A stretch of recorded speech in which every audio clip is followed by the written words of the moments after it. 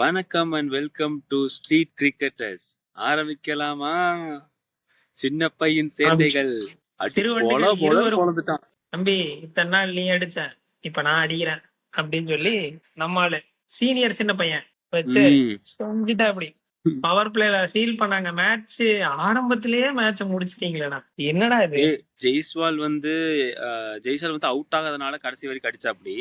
ஆனா சூரியவன்சி பும்ராவை 2 சிக்ஸ் விட்டான் பாத்தியா? 2 சிக்ஸ் பும்ராவை அடி பொழந்துட்டா. 2 சிக்ஸ் இல்ல. அவ்வளவுதான். பும்ராவை அடிக்க யோசிப்பானுங்க, அவன் யோசிக்கவே இல்ல, அடி பொழந்துட்டா. 2 பால் 2 சிக்ஸ். பும்ராவோட எக்கானமி 10க்கு மேலடா. என்னடா பண்ணி வச்சிருக்கீங்க? அந்த பையன் தான் கேட்கணும், என்னடா பண்ணி வச்சிருக்க அப்படின்னு. அடி இந்த பொழந்து மாதிரிதான். கட்டிட்டான். ஆனா பேட்டிங் 2 பேர் அந்த ஃபர்ஸ்ட் ஓப்பனிங் பேர் அவங்க 2 பேர் பேட்டிங்ல அடிக்கலன்னா ஆர்ஆர் ஜெயிக்கிறதுக்கான வாய்ப்பு ரொம்ப கம்மியாயிரும். இல்ல ஆர்ஆருக்கு அடிக்கிறதுக்கெல்லாம் ஃபயர் பவர் இருக்கு. என்ன 150 வர இடத்துல 120 110 வந்திருக்கும். கொஞ்சம் ஃபைட்டிங்கா மும்பையும் அடிச்சு கொண்டு வந்து ஏதாவது ஒண்ணு பண்ணி நெருக்கமா வந்திருப்பாங்க. நீ ஆர்ஆரோட பவுலிங் அட்டாக் எப்படி? அதாவது கிங் ரவீந்திர ஜடேஜாவுக்கு ஒரு பால் கூட கொடுக்கல, அதை வச்சே முடிச்சிட்டாங்க. சரியான நான் வந்து பவுலிங் அட்டாக். நேத்து நேத்து கேட்டப்ப என்ன சொன்னேன்னா, பிளேயர் ஆஃப் தி மேட்ச் அப்படின்னு சொல்லி ஜடேஜாவை சொல்றேன். ஏண்டா பேட்டிங்கும் வரல, பவுலிங்கும் அவனுக்கு கொடுக்க மாட்டேங்கிறீங்க, என்னடா இது? ஹிட்மேன் சரியா அப்பவும் அது ஜெயிச்சிட்டானுங்க. 23 ரன் வித்தியாசத்துல கப்பல். சரியான அடி அடிச்சிட்டானுங்க 2 பேர் ஆரம்பத்துல. 3 ஓவர்ல 50க்கு மேல வந்துட்டானுங்க. ஆக்சுவலா இல்ல அவங்க 2 பேர் மும்பை கிட்ட வந்து ஆக்சுவலா 150 நம்ம சிஎஸ்கேக்கு சொன்ன மாதிரிதான் 250 அடிக்க முடியாத டோட்டல்லாம் கிடையாது. அடிக்கக்கூடிய டோட்டல் மாதிரி 150 11 ஓவர்ல அடிக்கக்கூடிய டோட்டல் தான். ஃபர்ஸ்ட் முன்னாடி ஓப்பனிங்ல யாராவது நின்றுனா ரிக்கல்டன் அவுட்டு, ஜடேஜா இது ரோஹித் சர்மாவும் அவுட்டு. என்ன ஏன் இப்படி சூரியகுமார் யாதவ் அப்படிங்கிற மாதிரி எல்லாம் சிங்கிள் டிஜிட்ல அவுட். அவங்க ஓப்பனிங் பேர் அவுட் ஆக ரொம்ப லேட்டா, அதாவது ஓப்பனிங் பேர் அடிச்சு ஒரு ஒரு 70க்கு மேல 80க்கு மேல வந்ததுக்கு அவுட் ஆன ஃபர்ஸ்ட் விக்கெட்டே போச்சு. ஆமா, அது யாரு? லார்ட் தாக்கூர். நான் நினைச்சேன், அதாவது லார்டு வரக்கு முன்னாடி விஷயம் தெரிஞ்ச பும்ராவே போட்டு அந்த பலன் பொழந்துட்டான் சூரியவன்சி. நம்ம ஆள் என்னென்ன அடி வாங்க போறான்னு நினைச்சேன். வந்தோடனே 6-4. ஆனா அவன் தான் விக்கெட் எடுத்தான் சூரியவன்சிய. Shardul Thakur wicket taking bowler தான். அதுக்காக அவர் வந்து விக்கெட்டை மட்டும் எடுப்பாருங்கிறது வந்து கிடையாது. ரன் கொடுத்துக்குவாரு. 4 விக்கெட் எடுத்தனால 40 ரன் கொடுக்காம இருக்க மாட்டாரு. அதுல என்ன மாற்றமும் இல்லை. அவர் அந்த மாதிரி டைப் ஆஃப் பவுலர். அவரை அதுக்காக தான் வச்சிருக்காங்க, அதுக்காக தான் பயன்படுத்துறாங்க. பும்ராவாலே விக்கெட் எடுக்க முடியலன்னு சொல்ல முடியாது. பும்ரா கிட்ட விக்கெட்டை கொடுக்கல இவங்க யாருமே. பும்ரா கிட்ட விக்கெட்டை கொடுக்க கூடாதுன்னு ஆடுறாங்க. அதனால வந்து வேற வழி இல்ல, யார் டார்கெட் பண்ணும்? ஷர்துல் தாக்கரை அடிக்கும் போது ஒரு 4 டைம் பேட்டை விசிறும் போது ஒரு டைம் ஹெச் ஆச்சுன்னா விக்கெட், அவ்வளவுதான். அதே மாதிரி ஆனா ஒரு லாஸ்ட் ஓவர்ல நம்ம பும்ரா ஒரு ஊப்பர் கட் அடிப்பான் 4, பாத்தியா? எல்லாரும் பார்த்திருப்பாங்க. சரியான ஊப்பர் கட் அது. ரவி கிருஷ்ணா வந்து பாத்துட்டு அப்படிங்க. ஆமா ஆமா, அது ஃபன்னா இருக்கும். ஆனா இன்னைக்கு மேட்ச் ஒரு மாதிரி ஃபன்னா தான் போச்சு. ஆமா, ஒரு ஜாலியா ஒன் சைடட் மேட்சா தான் இருந்துச்சு. ஆமா, அது ஒன் சைடடா தான் இருந்துச்சு. மும்பைனால என்ன அந்த 150 அவங்களால சேஸ் பண்ண முடியல. எல்லாம் வரவங்க எல்லாம் அடிக்க பார்த்து அவுட் ஆயிட்டாங்க. ஆங்கர் ரோல் யாரும் பண்ண மாட்டேங்கிறாங்க. வர வர டிஎன்டி T20 நம்ம ஐபிஎல் வந்து எப்படி ஆகுதுன்னா ஆங்கர் ரோல் பண்ண மாட்டேங்கிறாங்க. நல்லா பார்த்தானா ஆங்கர் ரோல் எந்தெந்த டீம்லாம் பண்ணியிருக்கோ அந்த டீம்லாம் சேசிங்ல வின் பண்ணியிருக்கு. அதனால அந்த ஆங்கர் ரோல் பண்றது வந்து பண்ணணும், பண்ற டீம் ஜெயிக்கும். இல்ல, எனக்கு என்ன தோணுதுன்னா எல்லாருமே வந்து சூரியவன்ஷி மாதிரி பண்ணணும்னு நினைக்கிறாங்க. சூரியவன்ஷியோட ஃபார்முலா ஃபாலோ பண்ண பாக்குறாங்க. ஐ மீன், இப்போ சூரியவன்ஷியும் ஜெய்ஸ்வால் 2 பேருமே அடிக்கிறாங்கல்ல. சோ அந்த மாதிரி ஆங்கர் ரோல்லாம் வேண்டாம், 2 பேருமே அடிக்க ஆரம்பிச்சிடலாம்னு பாக்குறாங்கன்னு நினைக்கிறேன். இல்ல, நீ வந்து ஜெய்ஸ்வாலும் சூரியவன்சி ஆடுறாங்க. ஆனா ஜெய்ஸ்வால் வந்து சூரியவன்சி ஃபார்முலாவை யூஸ் பண்ணல. ஜெய்ஸ்வால் 10 அடிச்சாரு, சரியா? 6 வந்து சூரியவன்சி தான் ஜாஸ்தி அடிச்சாரு. சூரியவன்சி அடிச்சா 6 அப்படின்னு இருக்காரு. 5 6 அடிச்சிருந்தாரு, 4 ஒன்னு அடிச்சிருந்தாரு. சோ இதுலயே அந்த கிளாரிட்டி இருக்கு. நானும் எக்ஸ்ப்ளோசிவ் பேட்ஸ்மேன் தான், ஆனா எல்லா பாலையும் 6 அடிக்கணுங்கிறது தேவையில்லை அப்படிங்கிற ஒரு அவங்க கிட்ட ஒரு கிளாரிட்டி இருக்குல்ல. அதுவும் இல்லாம அவங்க கேம் என்ன, அந்த கேம்ல அதை எப்படி இம்ப்ரூவ் பண்ணலாம் அப்படிங்கறத விஷயம். சூரியவன்சி வந்து 14 வயசு தான், வந்ததுல இருந்தே 6 அடிக்கணும் தான் வந்தது.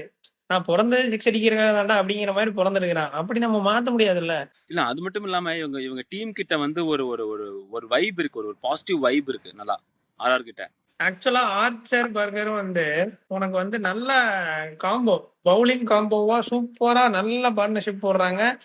அதுக்கு ஈடு கொடுக்கறதுக்காக சந்தீப் சர்மா உள்ள வராரு. சரி ஜடேஜா தான் ஸ்பின்னர்னு பார்த்தா ரவி பிஷ்னாயை உள்ள கொண்டு வராங்க. அவரும் விக்கெட் எடுக்கிறாரு. மாறி மாறி எடுத்துக்கிட்டே இருக்கிறாங்க.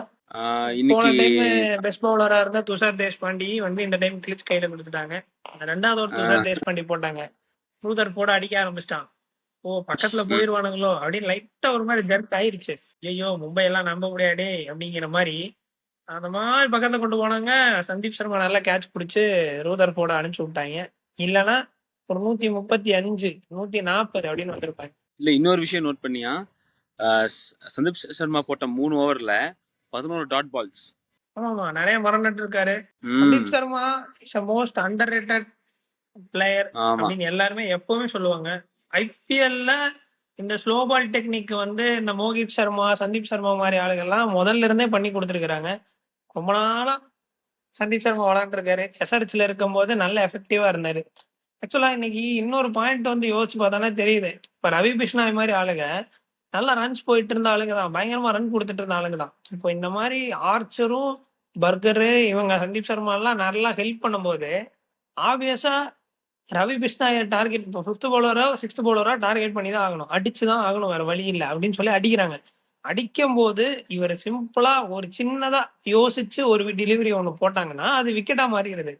ஸோ அவங்க எல்லாருமே கண்டெயின் பண்ணி கொடுத்தா நம்ம ஆளுக்கு விக்கெட் எடுத்துட்டு போயிடுறாங்க. ஸோ இந்த மாதிரி இருக்குது. ஸோ அந்த மாதிரி ஒரு பவுலிங் வந்து ஆர்ஆருக்கு வந்து அமைஞ்சிருச்சு. இந்த சீசன் ஃபுல்லுமே அது வந்து மிகப்பெரிய த்ரெட்டா இருக்கும்.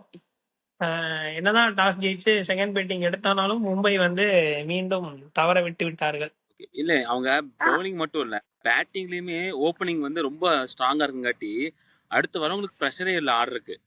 நானும் வந்து இறங்கி அடிக்கிறேன் அப்படின்னு தான் பண்றாங்க. ஸோ அது வந்து பவுலிங்லயும் சரி பேட்டிங்லயும் சரி ஒரு நல்ல காம்போவா அவங்க அடிக்கிறதுக்கு ஓவரே இல்லடா. இவங்களே பாதி முக்காவாசி ஓவர் பிடிச்சிட்டாங்க. 11 ஓவர் தான் மேட்ச். அப்புறம் என்னத்த வந்து இல்ல நான் எல்லா கேம் சேர்த்து சொல்றேன். ஆர்ஆர் ஆன 3 கேம்லயுமே நான் சொல்றேன். அவங்க ஓப்பனிங் நல்லா ஃபயரா அடிச்சு ஆடிடுறாங்க. ஸோ அதனால கீழே வரவனுக்கு ஒரு ப்ரெஷர் இருக்கிறது இல்ல. இல்ல ஆர்ஆர்ல எனக்கு என்னன்னா, ஆர்ஆர்ல பினிஷர் ரோல் கிட்டத்தட்ட 7th டவுனருங்கிறது நம்ம ஜடேஜா. பேட்டிங்கே கொடுக்க மாட்டேங்கிறாங்க. நாங்க மிடில் ஓவர் வச்சு பினிஷர் ரோல் முடிச்சுட்டு கொடுத்து விட்டுறாங்க. டேய் நாங்க பினிஷர்ஸ்ரா, உங்களுக்கு பேட்டிங் வந்தா தானே, வராதுல்ல அப்படின்றாங்க. ஓப்பனிங் வந்து ஓப்பனிங்கும் பவர் பிளேவும் ஆடிடுறாங்க, மிடில் ஓவர்ஸும் ஆடி கொடுத்துட்றானுங்க. அப்புறம் வந்து உனக்கு என்ன பினிஷிங் ரோல் தானே, அதை வந்து நாங்க பண்ணிக்கிறோம் அப்படின்னு ரியான் பராக் வரான் 10 பாலுக்கு 20 ரன் அந்த மாதிரி அடிச்சுட்டு போயிட்டே இருக்கிறாங்க. மிடில் ஆர்டர் தான் பினிஷிங் ஆடிட்டு இருக்காங்க ஆர்ஆர்ல. பினிஷர்ஸ் வந்து சும்மா பாவம். இன்னைக்கு ஜடேஜா வந்து ஃபீல்டிங்காக வச்சிருக்காங்க. அவர் நல்ல பவுலர் தான், நல்ல பேட்ஸ்மேன் தான், ஆனா நம்பர் 1 ஃபீல்டர் ஆச்சு போடு, நீங்க உங்களுக்கு ஃபீல்டிங் மட்டும் தான் ஜி அப்படின்னு சொல்லி ஆரம்பிச்சிட்டாங்க. ஓகே நம்ம அடுத்த செக்மெண்ட் போயிடலாம். Player of the match Yashasvi Jaiswal. ஆனா நான் வந்து யாரை சஜஸ்ட் பண்ணுவேன்னா சூரியவன்சி தான். 5 6 சும்மா இல்ல, இம்பாக்டா கொடுத்திருக்காரு, நல்லா புரிஞ்சது. பட் கண்டிஷன்ஸ், அதாவது தன்னோட கேம் ஆடி ஒரு 70 ரன் அடிச்சு ஆரஞ்சு கேப்பை கைப்பற்றியதால் என்னுடைய பிளேயர் ஆஃப் தி மேட்ச் வந்து இவரு யசஸ்வி ஜெய்ஸ்வால். நெக்ஸ்ட் செக்மெண்ட் போயிடலாம். Next match preview DC vs GT. யார் ஜெயிப்பா? எனக்கு டிசி தான் தோணுது. ஏன்னா டிசியும் இதே மாதிரி ஆர்ஆர் மாதிரி ஒரு நல்ல வைபிள் இருக்காங்க. அதே மாதிரி பவுலர்ஸும் நல்லா இருக்காங்க, பேட்டிங்கும் நல்ல வைபிள் இருக்கு. அவங்க 2 விக்கெட் போனாலுமே நல்லா ஆடுறாங்க உள்ள. DC home ground advantage, so அதுவும் நல்லாவும் இருக்கு. டிசி டீமாவும் பயங்கரமா இருக்கிறாங்க. ஸோ ஜிடி வந்து கொஞ்சம் அவங்களோட ஷோல்டர்ஸ் கொஞ்சம் இறங்கி இருக்கு, தோல்வியில இருந்து வராங்க, அது ஹோம் கிரவுண்ட்லயே வேற தோத்துட்டாங்க. அப்படின்னு பார்க்கும்போது ஜிடி வந்து பர்ஃபார்ம் பண்றதுக்கு, அதாவது ஃபைட் பேக் கொடுப்பாங்க அப்படின்னு தோணுது. எண்ட் ஆஃப் தி டே எனக்கு தெரிஞ்ச டிசி தான். ஓகே பார்க்கலாம். ஆக்சுவலாக பவுலிங்கும் சரி பேட்டிங்கும் சரி கம்பேர்ட் டு ஜிடி டிசி ஒரு அஹேடாவே இருக்காங்க. பட் நாளைக்கு நாள் என்ன ஆக போகுது திடீர்னு மழை வரலாம். இன்னைக்கு மழை வந்து மேட்ச் நிக்கிற மாதிரி போய் தான் கடைசியில நடத்துனாங்க 11 ஓவர்ஸ். பார்க்கலாம் நாளைக்கு என்ன ஆகுதுன்னு. டெல்லியில எதுவும் மழை இருக்கிற மாதிரி தெரியல. நம்ம வானிலை ஆராய்ச்சி எல்லாம் பண்ண வேண்டாம், நாளைக்கு என்னன்னு பார்ப்போம். ஓகே நம்ம நெக்ஸ்ட் செக்மெண்ட் போயிடலாம். Players to watch out. நாளைக்கு வந்து சமீர் ரிஸ்வி. எனக்கு வந்து சாய் சுதர்ஷன். காலகாலமா ரெகுலரா நீ இதானே பண்ணுவ. ஜெயிக்கிறது DC, player of the match Sai Sudharsan. இல்ல மேபி இப்ப வந்துட்டு மேபி சாய் சுதர்ஷன் நல்லா பண்ணி ஒரு 100+ ரன் அடிச்சா, 100 அடிச்சாலே ஜிடி ஜெயிக்கு நல்ல வாய்ப்பு இருக்கு. he is capable of that. இல்ல டிசில வந்து ஓப்பனிங் வந்து ஆடவே மாட்டேங்கிறாங்க. கேஎல் ராகுல் வந்து சொற்ப ரன்களிலே வெளியிலே போயிருக்காரு. இது ரெகுலரா நடந்துகிட்டே இருக்கு. சாய் சுதர்சன் ஆடும் பட்சத்தில் டிசியோட ஓப்பனிங்கும் நல்லா ஆடுச்சு அப்படின்னா ஏற்கனவே நம்மால் ஃபார்ம்ல இருக்காரு. ஆரஞ்சு கேப் கண்ட்ல இருக்காரு சமீர் ரிஸ்வி. சமீர் ரிஸ்வி இந்த டைம் ஒரு 500 ரன்களுக்கு மேற்பட்டு அடிப்பாருன்னு நானும் எதிர்பார்க்கிறேன். அதனால சமீர் ரிஸ்வி தான் player of the match. Okay பார்க்கலாம். பட் நான் என்ன வந்து ஏதுன்னு டிசி தான் பார்ப்போம். ஜெயிக்கும்னு எனக்கு அதாவது நான் ப்ராக்டிக்கலா சொல்றேன். அதாவது இருக்கிற இதை வச்சு லாஜிக்கலா சொல்றேன். பட் ஜிடி ஜெயிக்க நானும் வாய்ப்பு இருக்கு. பட் நானும் நாளைக்கு என்னன்னு பார்க்கணும். டோர்னமெண்டோட என்ன ஆரம்பத்துல நீ வந்து என்ன கேட்டிருந்த இல்ல டோர்னமெண்டோட ஆரம்பத்துல நீ என்ன கேட்டிருந்தனா டிசி வர்சஸ் ஜிடி அப்படின்னா ஜிடி அப்படின்ட்டு இருப்பேன். இப்போ போற நிலைமை பாக்குற பட்சத்துல டிசி அப்படின்னு சொல்லி கட்சி மாற வேண்டிய கட்டாயத்துல இருக்கிறேன். ஒன்னு நோட் பண்ணிக்கோ ஜிடில இன்னும் கிளென் பிலிப்ஸ் வந்து என்ன பண்ணுவான்னு யாருக்கும் காட்டல. அடிக்க ஆரம்பிச்சாரு அவ்வளவுதான். பண்ணல அதாவது டென் பிலிம்ஸ் வராம பிளேயிங் 11ல இல்லாம இருந்தாருன்னா காட்டல அப்படின்னு சொல்லலாம். பிளேயிங் 11ல வந்து தன்னுடைய விக்கெட்டை பறி கொடுத்து விட்டார்னா பண்ணல அப்படின்னு அர்த்தம். வாய்ப்பு கிடைச்சு பண்ணல. நானும் சொல்றேன் இன்னும் கிளென் பிலிப்ஸ் எதுவும் பண்ண ஆரம்பிச்சானா அது நாளைக்கு மேட்ச்ல ஆரம்பிச்சானா பாத்துக்கோ அவங்க மிடில் ஆர்டர் பறக்கும் தெரிக்கும். ஏன்னா பவுலிங் கொஞ்சம் இதா வச்சிருக்காங்க, நீட்டா தான் வச்சிருக்காங்க பவுலிங் அட்டாக்கும். டிசெலவுக்கு இல்லனாலும் கொஞ்சம் அந்த ஃபயர் பவர் இருக்கட்டும், ஒன்னும் பிரச்சனை இல்ல சரியா. அதாவது அசுதோஷ் சர்மாங்கிற ஒருத்தர் தான் இம்பாக்ட் பிளேயரா கொண்டு வருவாங்க. இப்போ வந்து டிசிக்கு வேற வழியே இல்ல. சமீர் ரிஸ்வி தான் உள்ள வச்சே ஆகணும். 2 பேரும் நீ ஓபனர் சொல்லிருக்கேன், நான் பினிஷர் சொல்லியிருக்கேன். பாப்போம்.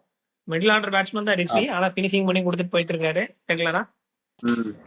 பார்க்கலாம் டிசியா ஜிடியா அப்படின்ட்டு வெட்டு புலியா செத்த எலியா பார்க்கலாம் நாளைக்கு என்ன. Okay, we came to the ending of this video. Keep supporting us. Thanks for watching. Subscribe பண்ணுங்க, லைக் பண்ணுங்க, கமெண்ட் பண்ணுங்க. இங்கிலீஷ் எல்லாம் பேசுறேன். நன்றி, வணக்கம். Thanks for watching. Bye.